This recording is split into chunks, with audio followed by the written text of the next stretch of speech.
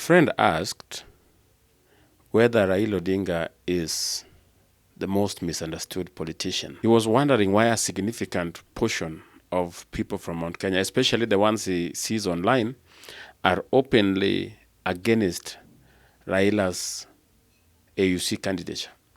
So he's like, is this the most misunderstood leader? I want to try and answer that question the best way I can.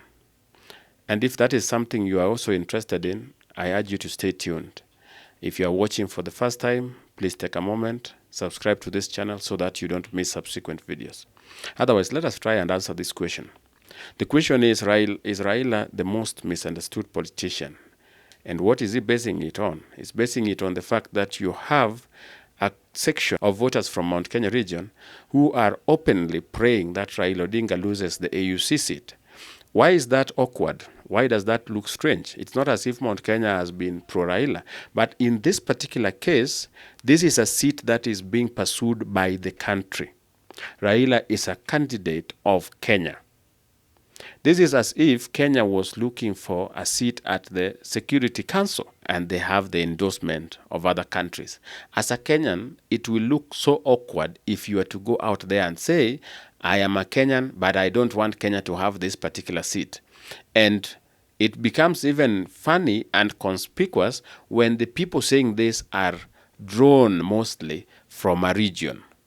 So, I want to give you two reasons why the Mount Kenya people, majority of them, are vehemently opposed to Raila candidature at the AUC, to the point that they have no shame supporting somebody from Djibouti, a man whose name they cannot even pronounce. Here are the two reasons. The first reason is there are people who voted for President Ruto overwhelmingly, but not because they believed in Ruto, because they didn't like Raila. So voting for Ruto was, in essence, voting against Raila Odinga. By Ruto deciding to be lenient to Raila, not crushing him as promised, they feel Ruto has betrayed them.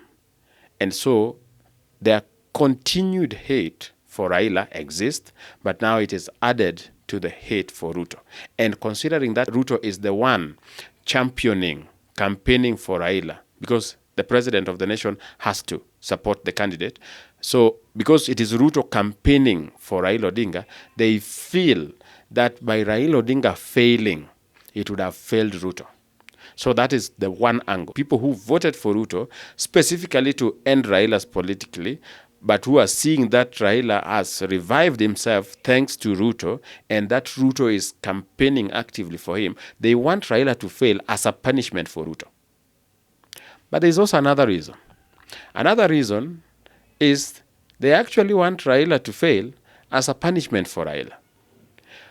Remember, days leading to the so-called Gen Z's revolution, or anarchy, Kikuyus made it very clear in their Limuru meeting that they would be asking their sons to go to Nairobi for a war.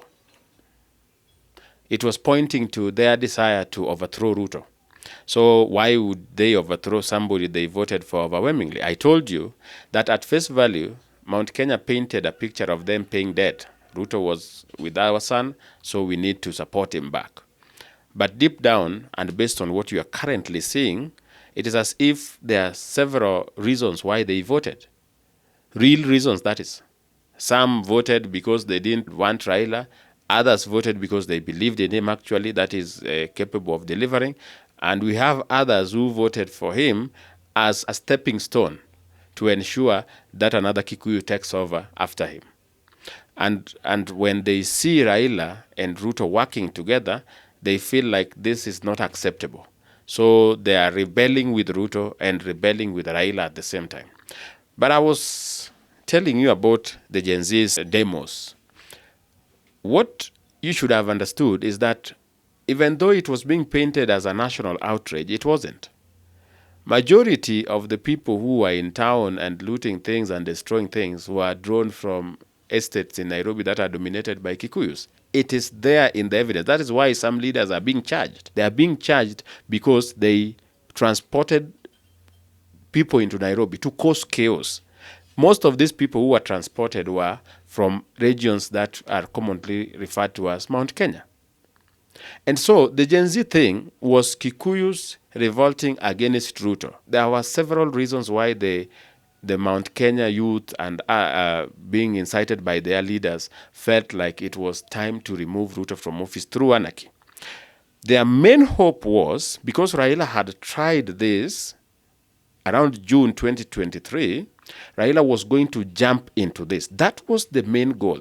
They were like, let us start it so that Raila jumps into it, and now we have a combined force of Kikuyus and Luos against Ruto.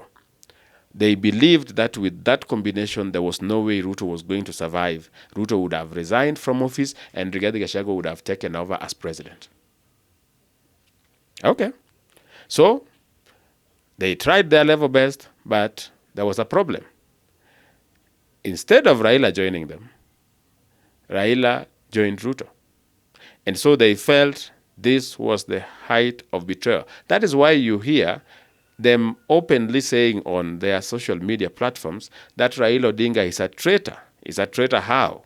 Remember, they are the ones who said they didn't want politicians to get involved, that they were leaderless, that they were independent-minded, partyless, whatever jokes they were putting out there to cover their track, even though everybody who had a brain knew that these were just political projects being sent to town to cause anarchy so that somebody can achieve political ends. They wanted other Kenyans to believe that this was something spontaneous. In fact, the small riots you saw in other places apart from Nairobi were just sponsored to give it that cover so that you felt it was a national, spontaneous uproar of the young people. It wasn't. It was just politics. And it depended entirely on Raila joining. So when Raila refused to join, that is why they insist Raila betrayed them. Because even if you ask them, how did Raila betray you? You are the ones who say Raila should sit this one out. Okay? If you could remember, they said plainly that Raila should sit this one out. That you did your part. You stay at home. Now Raila is at home and doing his things. Again, Raila has betrayed them. Why? Because the expectation was that Raila was going to join this particular anarchy with his goons and with his supporters, and then now they would have overwhelmed the systems. And Ruto would have seen that instead of having bloodshed all over, let me just leave office. And if he left office according to the constitution, Rigathi Gachagua was going to take over. That is why even when the so-called Gen Zs were asked through their promotion channels like Citizen, when they were asked a simple question, so what next if Ruto leaves? They could not answer because they knew the answer they were going to give was that Rigathi was going to take over and that was going to expose them. They knew very well who was running all this thing. And so they were like, oh, we will form a committee or whatever. They were saying things that they knew could not happen. The simple answer was Ruto was supposed to go out, then Rigathi Gachagua was supposed to take over as president for the remainder of the term. Raila had been told, we will give you something. Raila said, no, I have tried anarchy before, and in anarchy, nobody gains. And so this time round, I prefer dialogue. And they felt really betrayed. So today, they want Raila to fail at AUC as a revenge for him refusing to join them in overthrowing Ruto. I have said two issues here. One, the revenge is against Ruto. Ruto is the one promoting Raila. Raila is somebody they hate. So if Raila fails, they would have revenged against both Raila and against Ruto, who has betrayed them by working with Raila. And particularly against Raila, because Raila refused to join them in overthrowing Ruto. It's as twisted as that. It's just purely out of greed. But that is not all. The reason as to why the gentlemen from Mount Kenya want Raila to fail is so that they convince him to vie. You see, when you do political arithmetics, if Raila and Ruto are to be united until 2027, then there is no way Ruto is not your president come 2028. He will win by a landslide. And everybody in Murima knows that. So the goal is, if they can do their magic, somehow they are persuaded they have a say on who becomes AUC chair. They have started some social media kindergarten diplomacy where you tag presidents, and tell them, please, I'm a Kenyan, I don't want you to vote for Raila. Of course, as if presidents take orders from, take advice from social media commentators from Kenya. Anyway, let's say they have their way. Let's say something miraculously work, and Raila is not voted, the Djibouti person whose name they can't even pronounce wins. Then they would convince Raila Odinga to vie. Because if they convince him to vie, and it's no longer with Ruto, it weakens Ruto. Because them, they will not give Ruto their votes. They have made it very clear. Their votes are going to Kalonzo Musyoka. That is why you are seeing Kalonzo Musyoka doing virtually everything to defend Rigathi. Not because he likes Rigathi, he doesn't anyway.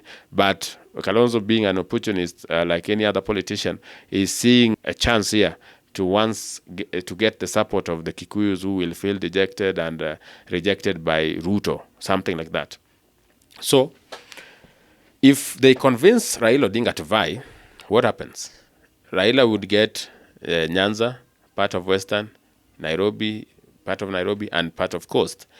If then Mount Kenya will join with Ukambani and get part of Nairobi, and there will be a very significant vote. This one puts Ruto at a disadvantage. So it would have revenged against Ruto, punishing Ruto for not towing the line as Mount Kenya was telling him. So ladies and gentlemen, I just want you to understand. The entire goal here is to punish Raila and punish Ruto. And punishing them because Ruto is working with Raila, whom they hate, and Raila did not join them in overthrowing Ruto, who they decided to hate again. That is how it is. And currently, by the way, they are not hiding it. It's like Raila has to fall and Ruto has to fall. That is the thing here. I don't think they have misunderstood who Raila is. What happened is they miscalculated. They did not think through their plan of overthrowing Ruto. Because if the plan was to work and it depended entirely on Raila, then they should have given Raila serious reasons. But I think they just assumed that because he was in demos last time, he was going to join them in another demo. I hope I've tried to explain what's going on.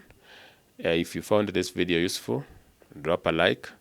If you are watching and you have not subscribed, please consider subscribing. And also share this with your friend. Otherwise, allow me to take this opportunity to thank you sincerely for taking your time to watch this video. Let us meet in the next one.